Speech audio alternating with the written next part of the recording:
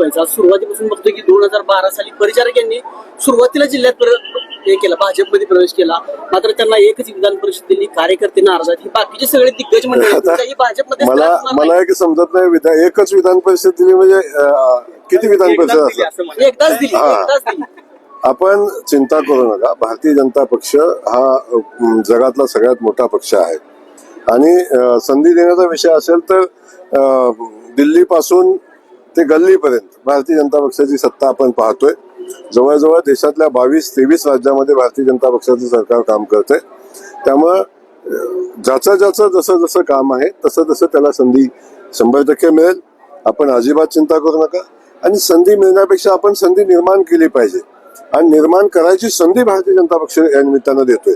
त्यामुळे ती संधी निर्माण करतील आणि लोक आपापल्या ठिकाणी नक्की राजकीय संपादन करतील आणि लोकांची सेवा करतील. संपदा मुंडे